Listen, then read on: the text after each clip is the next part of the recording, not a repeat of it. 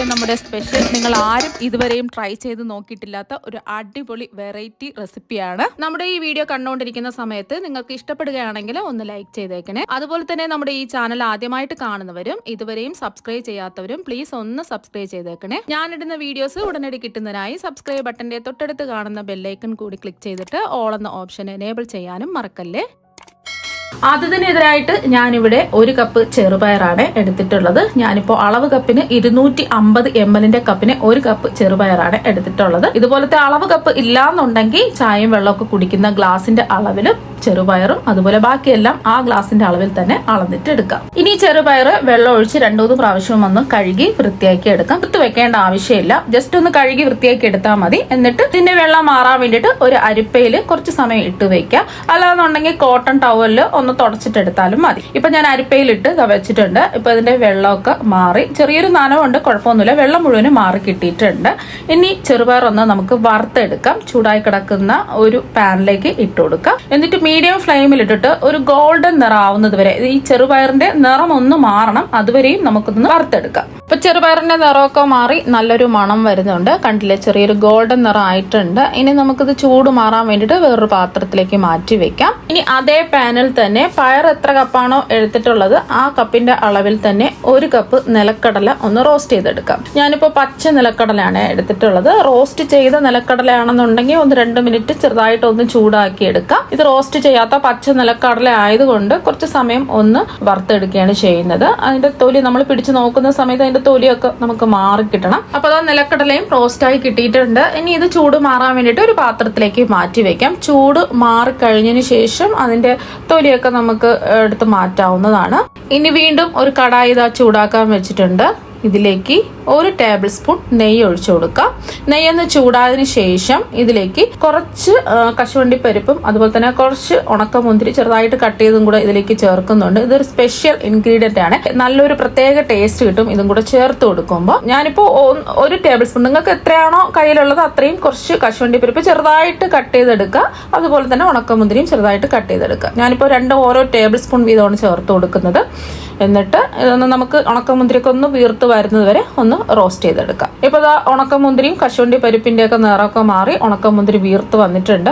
ഇനി നെയ്യിൽ നിന്ന് നമുക്ക് കോരി മാറ്റി വെക്കാം. ബാക്കി വന്ന അതേ നെയ്യിൽ തന്നെ നമ്മൾ എത്രയാണോ ചെറുപയറും നിലക്കടലയൊക്കെ എടുത്തിട്ടുള്ളത് അതേ കപ്പിന്റെ അളവിൽ തന്നെ 1 കപ്പ് ചിരകിയ തേങ്ങയും കൂടി ചേർത്ത് കൊടുത്തിട്ട് ആ തേങ്ങയുടെ വെള്ളത്തിന്റെ നനവൊക്കെ മാറി ഒന്ന് ഡ്രൈ ആയി ചെറുതായിട്ടൊന്ന് ഗോൾഡൻ നിറം ആയാൽ മതി. ഒരുപാട് ഗോൾഡൻ നിറം ആവണ്ട. ഒരുപാട് നാളെ സൂക്ഷിച്ച് വെക്കണമെന്നുണ്ടെങ്കിൽ നല്ലൊരു ഗോൾഡൻ നിറം ആവുന്നത് വരെ ഇതൊന്ന് തേങ്ങ റോസ്റ്റ് ചെയ്തെടുക്കാം. ഇതിന് പകരമായിട്ട് കൊപ്ര ഉണ്ടെന്നുണ്ടെങ്കിൽ കൊപ്ര പൊടിച്ച് ചേർത്താലും മതി. അപ്പൊ തേങ്ങയുടെ നിറമൊക്കെ ഒന്ന് മാറി ഡ്രൈ ആയി വന്നിട്ടുണ്ട്. ഇനി നമുക്ക് ഇതും ചൂട് മാറാൻ വേണ്ടിട്ട് മാറ്റി വെക്കാം. ഇപ്പൊ ചെറുപയറിന്റെ ചൂടൊക്കെ മാറിയിട്ടുണ്ട്. ഇനി മിക്സിയുടെ ജാറിലേക്ക് ഇട്ട് കൊടുത്തതിന് ശേഷം ഇതിലേക്ക് ഫ്ലേവറിന് വേണ്ടിയിട്ട് ഒരു 5-6 ഏലക്ക അതിന്റെ തൊണ്ട് മാറ്റിയിട്ട് അതിന്റെ തരി മാത്രം ചേർത്ത് കൊടുത്തിട്ട് ഒന്ന് പൊടിച്ചെടുക്കാം. ഏലക്ക പൊടിയാണെന്നുണ്ടെങ്കിൽ ലാസ്റ്റിൽ ചേർത്ത് കൊടുത്താൽ മതി. ഇപ്പൊ പയർ പൊടിച്ചെടുത്തിട്ടുണ്ട്. ഇനി ഇത് ഒരു ബൗളിലേക്ക് മാറ്റാം. അതേ മിക്സിയുടെ ജാറിൽ തന്നെ നമ്മൾ നിലക്കടല ചൂട് മാറിയിട്ട് അതിന്റെ തൊലിയൊക്കെ മാറ്റി വെച്ചിട്ടുണ്ട്. അത് നമുക്ക് തരിതരിപ്പായിട്ട് വേണം പൊടിച്ചെടുക്കാം. അപ്പൊ നിലക്കടലയും തരിതരിപ്പായിട്ട് പൊടിച്ചെടുത്തിട്ടുണ്ട്. നിലക്കടല പൊടിച്ചത് ബൗളിലേക്ക് മാറ്റാം. അതുപോലെ തന്നെ നമ്മൾ വറുത്തെടുത്ത് വെച്ച തേങ്ങ ഇതിലേക്ക് അങ്ങ് ചേർത്ത് കൊടുക്കാം. പിന്നെ ഇതിലേക്ക് നമ്മൾ റോസ്റ്റ് ചെയ്ത് വെച്ചിരിക്കുന്ന ഉണക്കമുന്തിരിയും കശുവണ്ടി പരിപ്പും കൂടെ ചേർത്തിട്ട് ഒന്ന് മിക്സ് ചെയ്യാം. അപ്പൊ അതെല്ലാം ഒന്ന് മിക്സ് ചെയ്ത് വെച്ചിട്ടുണ്ട്. ഇതിവിടെ ഇരിക്കട്ടെ. വീണ്ടും ഒരു കടായി ചൂടാക്കാൻ വെച്ചിട്ടുണ്ട്. ഇതിലേക്ക് 250 ml കപ്പിന് 1 കപ്പ് ശർക്കര ഇട്ട് കൊടുക്കാം. ഞാനിപ്പോ ഓർഗാനിക് ശർക്കരയാണ് പൊടിച്ചെടുത്തിട്ടുള്ള ഓർഗാനിക് ശർക്കരയാണ് ഇട്ട് കൊടുത്തിട്ടുള്ളത്. സാധാരണ ശർക്കരയാണെന്നുണ്ടെങ്കിൽ ഇടുകല്ല് വെച്ച് ഇടിച്ചിട്ട് ഇതിലേക്ക് ചേർത്ത് കൊടുക്കാം, പൊടിച്ച് ചേർത്ത് കൊടുക്കാം. ഇനി ശർക്കര ഉരുക്കിയെടുക്കുന്നതിന് ആവശ്യമായിട്ടുള്ള വെള്ളം ഒഴിച്ചു കൊടുക്കാം. ഒരു 1/4 കപ്പ് വെള്ളമാണ് ഒഴിച്ചു കൊടുക്കുന്നത്.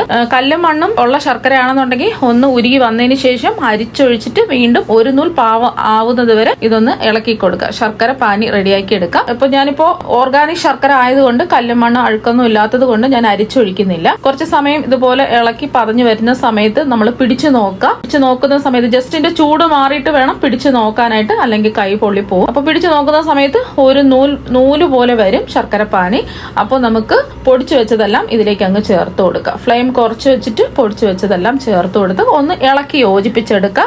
എന്നിട്ട് പെട്ടെന്ന് തന്നെ ഫ്ലെയിം ഓഫ് ആക്കിയിട്ട് പെട്ടെന്ന് തന്നെ നമുക്ക് ചൂട് ജസ്റ്റ് ഒന്ന് മാറി കിട്ടുന്നതിന് വേണ്ടിയിട്ട് ഒരു പാത്രത്തിലേക്ക് മാറ്റുക. ഇപ്പൊ ഇതിന്റെ ചൂട് ജസ്റ്റ് ഒന്ന് മാറിയിട്ടുണ്ട്. ഒരുപാട് ചൂട് മാറാൻ നിൽക്കരുത്, എന്നാൽ പിന്നെ നമുക്ക് ഉരുട്ടിയെടുക്കാൻ പറ്റില്ല. ചെറിയൊരു ചൂടോട് കൂടി തന്നെ കയ്യിൽ കുറച്ച് നെയ്യ് ഒന്ന് തടവിന് ശേഷം ചെറിയ ചെറിയ ഉരുളകളായിട്ട് ഉരുട്ടിയെടുക്കുക. നെല്ലിക്ക വലിപ്പത്തിലുള്ള ഉരുളകളാക്കി വേണം ഉരുട്ടിയെടുക്കാൻ വേണ്ടിയിട്ട്. മുന്തിരിക്കൊത്തിന് അങ്ങനെയാണല്ലോ, വലിയ ഉരുളകളല്ല, ചെറിയ ചെറിയ ഉരുളകളായിട്ട് ഒരു നെല്ലിക്ക വലിപ്പത്തിലുള്ള ഉരുളകളായിട്ട് ഇതാ ഉരുട്ടിയെടുത്തിട്ടുണ്ട്. ഇപ്പൊ ഇതെല്ലാം ചെറിയ ചെറിയ ഉരുളകളായിട്ട് ഉരുട്ടിയെടുത്തിട്ടുണ്ട്. ഇതിന്റെ ചൂട് ഫുള്ളായിട്ട് മാറി കഴിയുന്ന സമയത്ത് നല്ലോണം കട്ടിയാവും. ഇനി ഇതിനൊരു ബാറ്റർ റെഡിയാക്കി എടുക്കാം. അപ്പൊ അതിന് വേണ്ടിയിട്ട് ഒരു ബൗളിലേക്ക് 250 ml കപ്പിന് 1 കപ്പ് അരിപ്പൊടിയാണ് ഇട്ട് കൊടുക്കുന്നത്.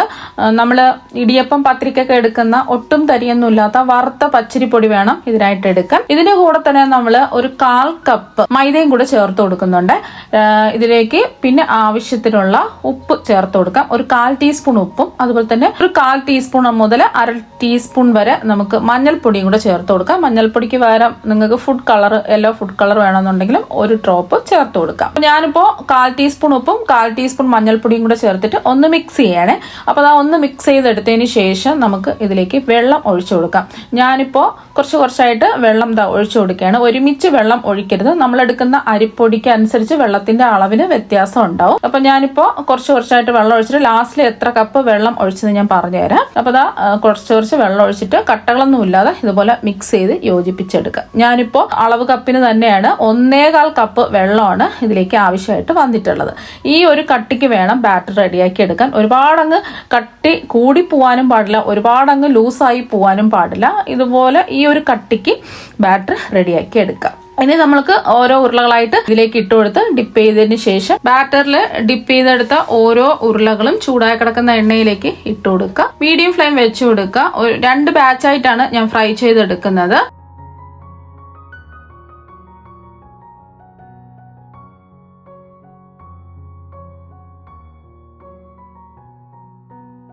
അപ്പൊ ദാ ഇതുപോലെ നിറമൊക്കെ മാറി ചെറിയൊരു ഗോൾഡൻ നിറമാവും. ഇതിന്റെ മഞ്ഞ നിറം മാറാത്ത രീതിയിൽ വേണം ഇതൊന്ന് ഫ്രൈ ചെയ്തെടുക്കാൻ. ഇപ്പൊ ഇതിവിടെ റെഡി ആയിട്ടുണ്ട്. ഇനി നമുക്ക് എണ്ണയിൽ നിന്ന് കോരി മാറ്റാം. ഒരുപാട് എണ്ണയൊന്നും കുടിക്കില്ല. അടുത്തതും ഇതുപോലെ തന്നെ നമുക്ക് ഫ്രൈ ചെയ്തെടുക്കാം.